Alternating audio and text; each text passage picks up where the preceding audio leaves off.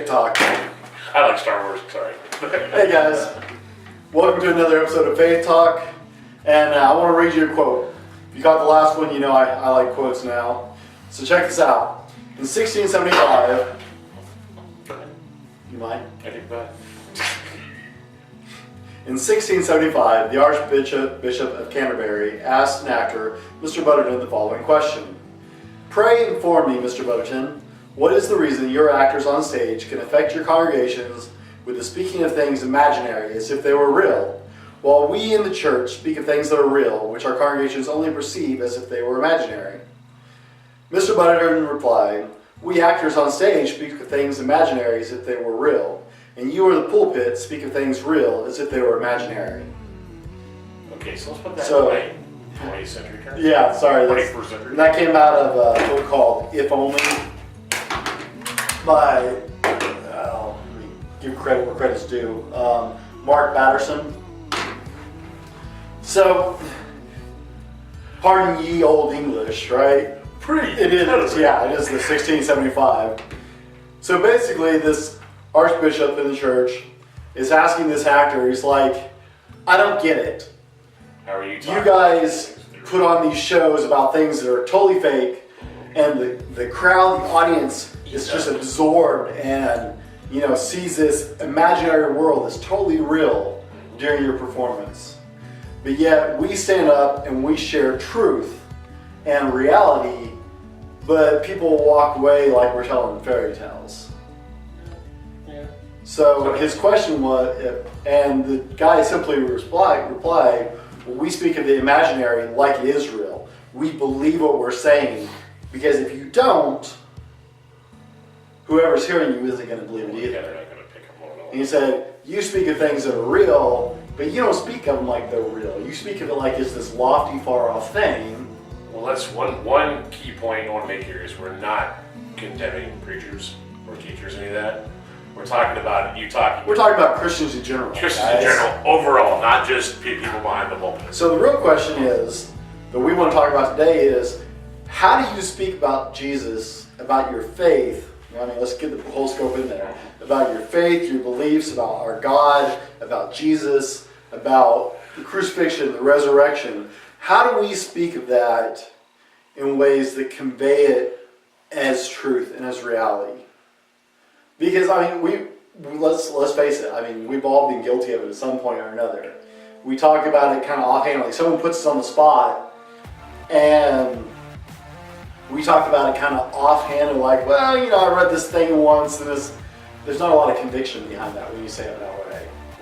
And I mean, I don't think, there goes my voice tonight.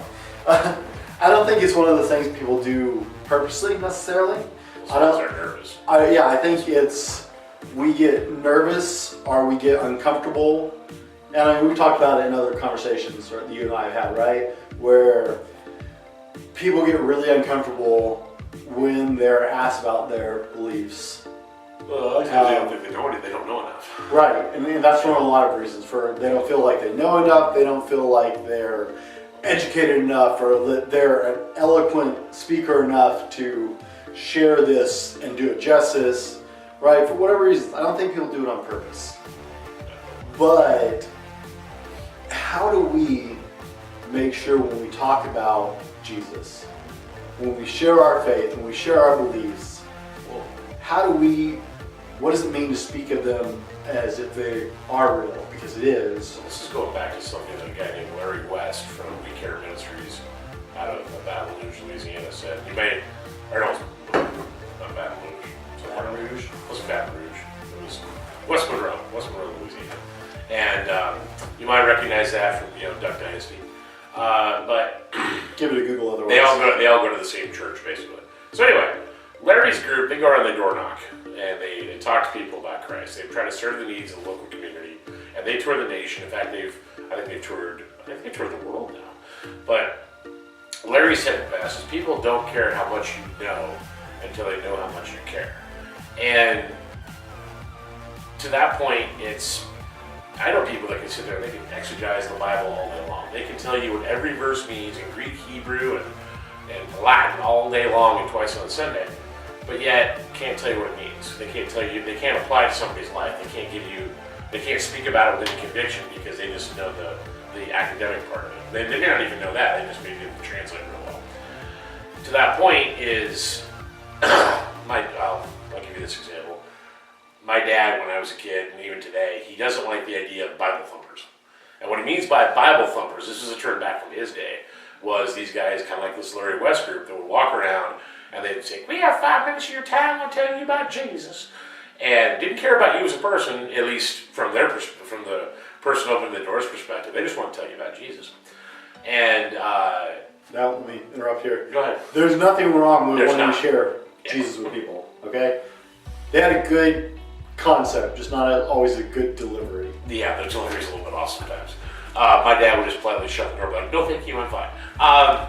But those, there was actually a week care group that came to my dad's house a few years ago, and my dad came outside, and the second the guy brought up the name of Christ, he's like, oh, thank you, I'm fine, bye-bye. But this new preacher we hired a few years ago started making a connection with my dad and making a relationship that was personal. And Dad started listening to it. Now, since Dad's still not a Christian, we're working on that. But since that time, where Bruce came along and started talking with Dad, giving him, Dad would pick on me, pick on Bruce would pick back at him, and Dad's like, ooh, I like this guy. And Dad has been talking more about Scripture. He's been talking more to me about Jesus, which was cool. He's been, if you look at his Facebook posts, he's been posting more stuff about Jesus in the church, which is kind of cool. And to the point is, if you look at somebody as like an academic exercise you're talking with, like I was going to tell them, John 3:16 says blah, okay, which is, great, you memorize Scripture, good for you, but I don't think an investment in you as a person, then that the whole delivery of any sort of conveyance of Christ and his identity means diddly, because you don't care about me.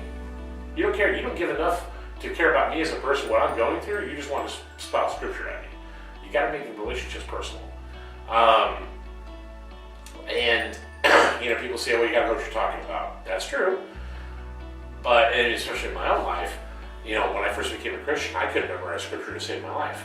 I had a few memory verses I knew. I think I have more now. But memory verses, they help. That's me. They help. They can't help. But in my perspective, this is again the Dave McCarter opinion, I think the concepts are a lot more important.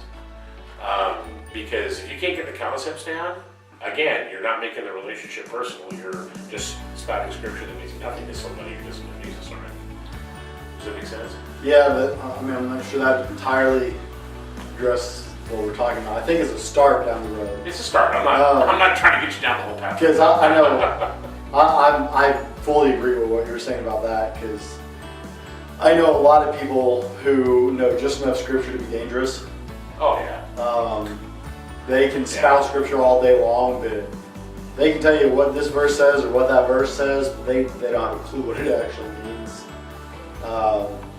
I sat with some door-to-door missionaries several years back. I won't say who, but I sat with some door-to-door missionaries several years back, and that was,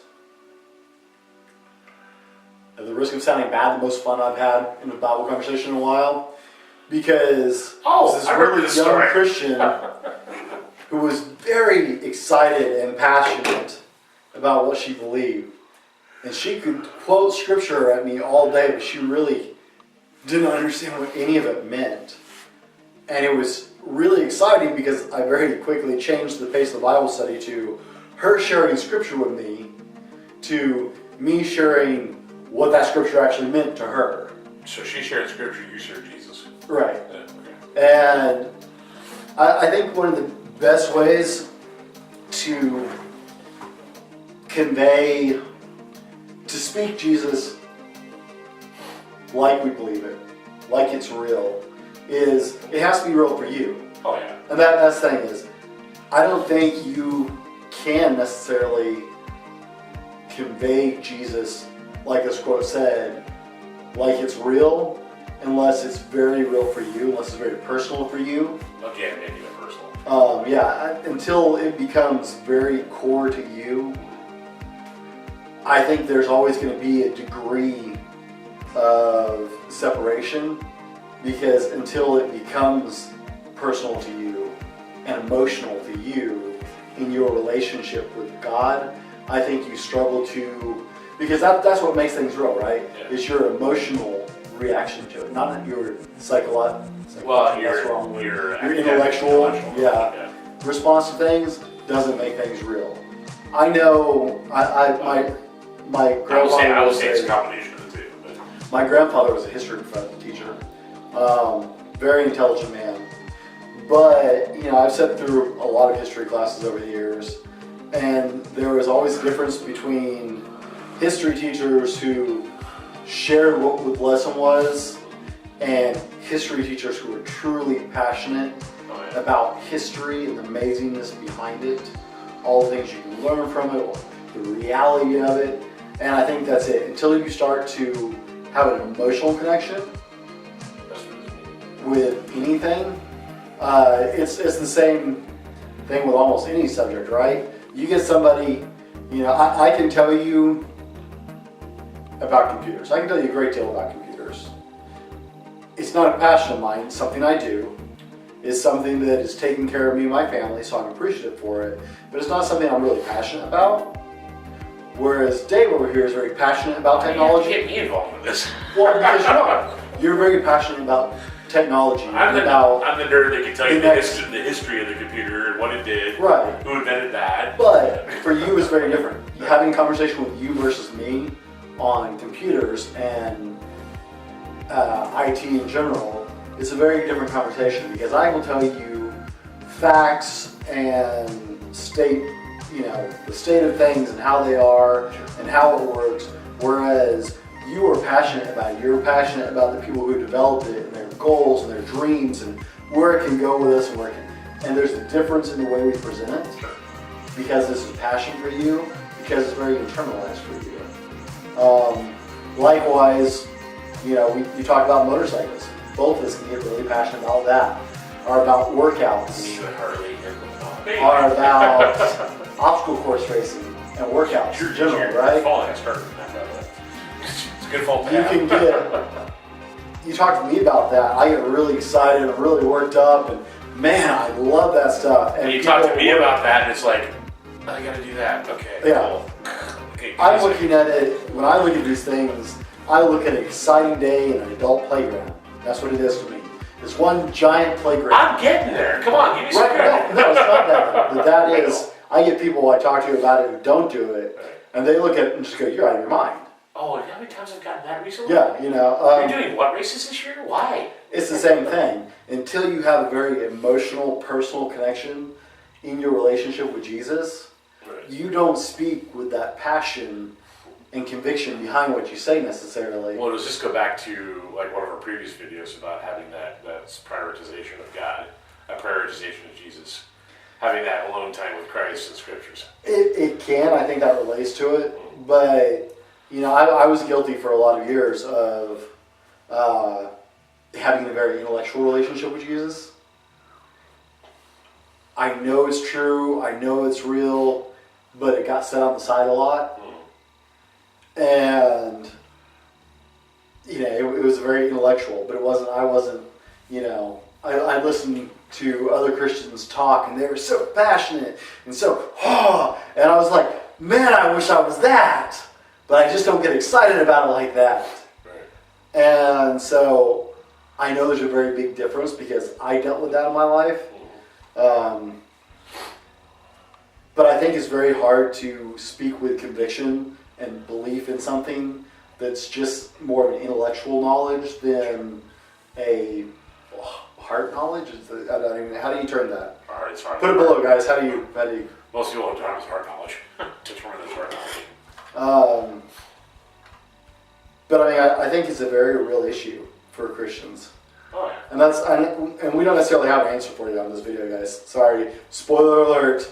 The answer is not necessarily contained in this video. Yeah, sorry. I like to ask more questions than answers. But, what do you guys think? How do you talk about your beliefs? How do you talk about Jesus where he's real to the people you talk to him about it. Well, one, is he real to you? Right. I mean, today is the same thing, right? You watch, we all like movies, we all like TV, right? Well, you and I love the Marvel movies, and Black Panther. some of those characters, yeah, Black Panther was really great cool. movie. I've enjoyed almost all the Marvel movies, but Wait, almost. That's a whole nother video. Tell me the one after. But it's easy to lose yourself into that world. And we know it's all make-believe, right? We know the actors who play that. My daughter's 6, and I've been having to explain this to her through different shows where she'll watch a movie, and I'm trying to help her understand. She's like, this person sounds really familiar. Well, this person is the person who does the voice in this cartoon that you like to watch. It's this character. This is what that person actually looks like who does that voice. She picking up on that already? Starting to. Okay, good. Well, we watch a lot of cartoons, so yeah. Yeah, I'm like, this is the actor who played this voice in this movie. But it's so easy. We love to lose ourselves in TV and in movies. And it's like, wow, and it's an emotional roller coaster as you watch it go up and down, and the hero, and right? How often do you actually connect like that to the Word? How often are you connecting like that with Jesus? Because that's the way we need to connect and convey Jesus to people. There's a movie that came out here recently, and in fact, we all went and saw it here last week before. It was the Samson movie. And I don't mean to diss a lot of Bible movies, but there's a lot of Bible movies that aren't really good cinematically. Yeah. They're good as far as the storyline goes, obviously, it's scripture. But they're not good as far as like the cinematography and that kind of thing. But it was cool watching the reaction of some of the youth group kids who were there watching the Samson movie because they were just engaged. Like, dude, this is awesome. And because it was really well done. So, a side note to your comment on movies, I really encourage you to go find where it's at in movie theaters. If it's still out, go take a watch. It's actually really good to read. I think that's why the Passion of the Christ had a huge. Passion of the Christ. Huge. Yeah. If you look at the statistics on that, just the amount of money came in from people watching that movie, it made it very real for a lot of people. Well, on that note, I'll tell you a quick story on that one. The first time I watched Passion of the Christ was, I did it as an academic exercise. Mm-hmm. So my goal was to sit there, and I knew kind of where the person that made it came from, where his background was. And so I kind of, I'm going to find out where they screwed up at. That was my goal. And I'm going through scriptures and I'm reading, what they're talking about and whatnot. I'm citing places where they missed, because movies are never going to include everything. Right. They'd be 5 hours long. Okay? But I'm going to see where this place screwed up at, because I know I'm going to find something. And I did. I found a few instances, whatever. You think what you want to on that. But the next time I watched it, me and another person went out and we watched it together, and we compared notes at the end, because she was doing the same thing. And it was just a completely academic exercise. We felt nothing for the most part, except the very end of the movie. I'm not going to ruin it if you haven't seen it. But the next time I watched it with my dad. And I put away the phone and the Bible for just a second. And I sat there and tried to make an emotional connection. And it became all the more real when I saw my dad having an emotional reaction. Now, of course, we walked out of the movie theater. Dad says, "Well, I don't think it was that bad." I'm like, actually, it was probably worse. But yeah, it was interesting between those two times of watching that movie, how our life is a lot the same way. If we look at the Bible as an academic exercise, then we will not have an emotional connection most of the time. But if we look at it as the living, breathing Word of God, which it truly is, and we see God's power in our life, and we see God's power in other lives, then that becomes real. Then that becomes something that we can convey to others. That becomes contagious. And it becomes like a virus. Virus. We're not endorsing any specific movies or any specific writers, actors, or anything else. Watch these things. We don't get paid for that. With a grain of sand. But put it in the comments below, guys.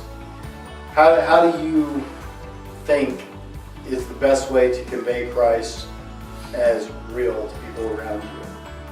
Hey, if you haven't already, click the subscribe button so you get notifications and that little bell. Share it and out. the like button. Share it out. Let us know in the comments below what you want to hear us talk about, what you want to see us convey.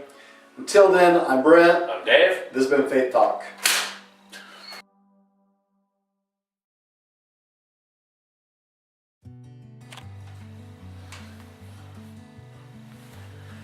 You will listen to this.